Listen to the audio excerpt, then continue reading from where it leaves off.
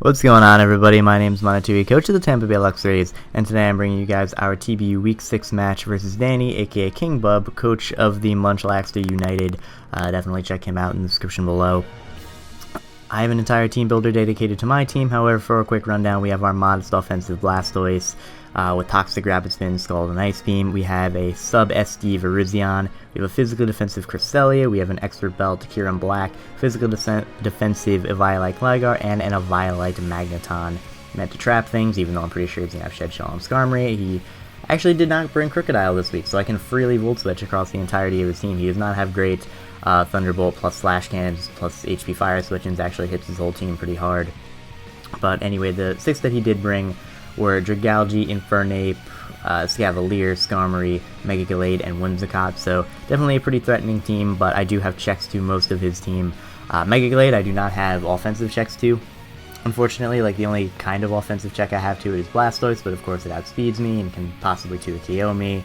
Virizion can also kind of check it if I win a speed tie, if he is max speed and not scarfed, but that is neither here nor there. We'll have to see how that plays out in the match, which we will be getting into now. So, like I said, or actually I haven't said this yet, I'm going to lead with Blastoise because it is a good lead versus everything against him, bar the Whimsicott. So that is what I'm going to lead with, because like I said, if he leads Skarmory, I beat it. If he leads Infernape, I beat it. But he leads with the Whimsicott, which is totally fine, because I do have a switch into this in my Cresselia, and that is exactly what I'm going to go out into. If he has Toxic, okay, good play, but I don't think he'd Toxic, risking the Ice Beam. So, going to go out into Crest. It is going to eat up this Giga Drain easily, without a care in the world, essentially. I'm just going to fire off a Hidden Power Fire. It's pretty much a no-risk play. If he stays in, I get some good damage off on it. If he goes into the Scavalier, the more likely play, I will be able to get some solid damage off on that. And I say solid, I mean like a little bit of damage, because AV Scavalier is really bulky and Cresselia is really weak.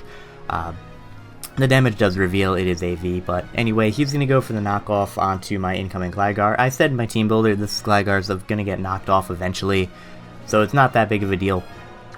And it still walls the things it needs to wall, so on the switch out of his Scavalier, I'm just going to set up my Stealth Rocks as he goes out into his Mega Gallade. Now, I am actually going to stay in here and go for the U-turn, because I don't have necessarily the best switch into this thing. I was thinking, if he stays in, goes for the obvious Ice Punch, I have a very good chance to live it, and I can gain myself some momentum. I can keep this Gligar around as a sack. I can even roost up versus the Scavalier. If he overpredicts and goes for the Toxic like he just did there, I will be able to get a free U-turn off, keep my Gligar healthy, and I will be able to go out into my Cresselia in order to deal with this thing and deal with pretty much anything he wants to send in. So here, I'm just going to go for the safe Psyshock. He does not have a Dark type on his team, as he decides to make the play back out into his Whimsicott, which I am fine with. As we've seen, this Whimsicott cannot do too much to me, so I'm going to fire off the Psyshock. And it actually does a surprisingly good amount of damage. I apologize if this video is lagging, I have no idea what that is. But anyway, Psyshock is going to do about 40%, going to bring it down to half after Rocks, which is nice. And here he is going to pull the switch out into his Skarmory as I go for the Hidden Power Fire. Once again, even though it's weak to Hidden Power Fire, Cresselia is really weak, and that does absolutely nothing. Skarmory reveals no item, so it could be Rocky Helmet, but once again, I'm like almost positive it's Shed Shell. So I'm going to go out into my Blastoise. If he sets up Rocks, I can spin them away. Blastoise is also a bigger offensive threat to his team than the Magneton is. Even though I can Volt Switch with Magneton, this just keeps out things like the Infernape, which is nice. And here I know he's going to send out either his Whimsicott or his Dragalge to take the incoming Water move or to capitalize on my Rapid Spin. So instead of going right for the Rapid Spin, I'm just going to get a kill with the Ice Beam. So I'm going to Mega Evolve my Blastoise. This Mega Evolution scene takes a little while, but that's okay. I'm going to go right for the Ice Beam, and that is easily going to knock out the Whimsicott from the range of HP it is at, and that is a dead Whimsicott. So that's very nice. That opens the door for a couple of things on my team. Definitely good to get rid of that thing. And now he's going to send in his Mega Gallade, which is kind of interesting because he cannot knock me out with anything. But I'm thinking, like, if he's a bulk upset or something and I don't get the burn, I don't want to deal with that, and really I just don't want my Blastoise weakened at all. I want it healthy to take on the Infernape, and I do have a very safe switch into this thing anyway in Cresselia. So he's going to go right for the close combat, and as you're going to see, that barely tickles the non-existent limbs of Cresselia, so I'm going to take that very, very well, and I have no reason to. I also get him with the Rocky Helmet, which is very nice. I have no reason not to Moonlight here. I want to be a consistent switch into the delayed the entire game. So I believe I do just go right for the Moonlight here. Yes, I do. I'm going to bring myself to full HP. And I actually can take a Mega Horn from this thing, but I don't want to. Like I said, I want this thing healthy so I can consistently switch it in onto his Mega Gallade. So I'm going to switch on out. Gonna go back into my Gligar. I have no reason to make any very aggressive plays here. My team matchup is doing very nicely. Like I have responses to most of what he has, so I'm not gonna make too many ballsy plays. And here I'm just gonna go for the Earthquake, hoping to get some damage on the Escavalier, but he actually switches into his Mega Gallade, funnily enough, which means that I will be able to get a decent chunklet of damage off with the Earthquake.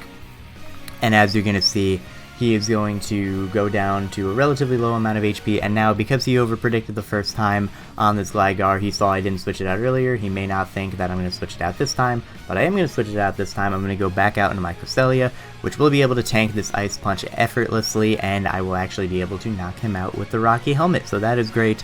The biggest threat to my team in the Mega Gallade is now dead, and we are up 6-4, and things are going really well. So now, he goes out into one of the very few things he has to take on my Cresselia in his Escavalier. I don't care if he pursuits me, I can take it easily, but so I'm going to switch out into my Gligar, can take 2 of anything he wants to do, even at half, even without the Eviolite. As you're going to see, he's going to go right for the Mega Horn, and that does decent amount of damage to me, but like not enough. Like I said, I take anything it wants to do, I resist the strongest stab in Mega Horn. Iron Head won't do too much more. And instead of going for Roost, because I didn't necessarily need to, I'm actually just going to go right for the Earthquake, as he decides to switch in his Dragalge. Which, probably trying to capitalize on a Roost. He knew I could take an Earthquake, and if I did Roost, he could knock me out with Draco Meteor on the next turn. But I just go right for the Earthquake, and I'm easily just going to pick up a kill on that thing with a nice easy 2 KO from EQ with my Gligar. So now he is going to send out his Infernape, and I'm totally fine with sacking this thing. I want to keep Cresselia as healthy as possible. I don't want this thing setting up Nasty Plops or Swords Dances or whatever. But he surprisingly actually just goes for the U-turn, which means Gligar gets to live and gets to fire off another hit onto something.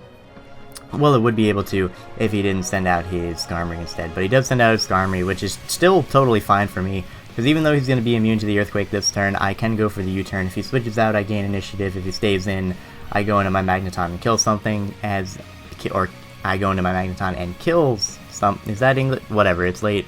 It's like 1 in the morning, whatever. There are people on Steam, that's fun. I go into Magneton on the incoming Brave Bird. Didn't matter what he did there. Even if he is Shed Shell, he has nothing good to switch into this at this point. He currently has his Infernape. He has this thing, the Infernape, and the Escavalier. I 2 KO all of them with Thunderbolt, so he's not going to want to switch anything in on this thing. I also could have gone for the Volt Switch and gained myself initiative, but I just go for the Thunderbolt, knock out the Skarmory. And here he's going to go out into his Infernape. Like I said, don't want this thing being a setup variant, even though Cresselia should be able to take it on. I don't want to risk it, so I'm just going to stay in, don't need my Magneton. He goes for the Fire Punch, and I actually live with the... well, I live because of the Eviolite in the HP investment, so I go for the Thunderbolt, doesn't kill, but I get the Para! And I'm like, oh, if he's Scarfed, I get to get another kill. No. So he's gonna have Mach Punch, and there goes the 6-0. Could have gone out into Cresselia, but because I get a sack on my Magneton, I can now go out into my Kyurem Black and rack up this thing's kill total for the end of the season. I know I can live any version of Mach Punch. Even Banded, even Expert Belt, I can live it, doesn't matter, because Kyurem Black is really, really bulky. As you can see, he's going to go for the Mach Punch, that does nothing, and now I can just knock him out easily with the Hidden Power Fire from where it's at. Went for Hidden Power Fire, in case he went to Escavalier, not that it mattered, because I 2 KO'd him anyway, but I just went for it, because at this point I could click any button I wanted and I would win the game, so... He's going to send out his Escavalier next, and once again, I can just click the Hidden Power Fire, and even with the Assault Vest, this will not be able to take this Extra Belt boosted Hidden Power Fire from Kyurem Black, and that is going to be a 5-0 victory for the Luxrays over the Munchlaxter United. So thank you guys very much for watching. I believe we have definitely sealed our playoff spot. It's top 4 in the division. I'm currently number 1. And with this big win, this big 5-0 win, and with Trip losing this week to Jim, spoiler alert, I guess, we are actually number 1 in the entire TBU, which is really cool. We've tied for the best record. We have the highest differential in the league, so that's awesome. That's definitely really cool. Next week, we are going up against Rizzy Pow, coach of the Phoenix Sunflora, so hope you're looking forward to that, and I will see you guys next time.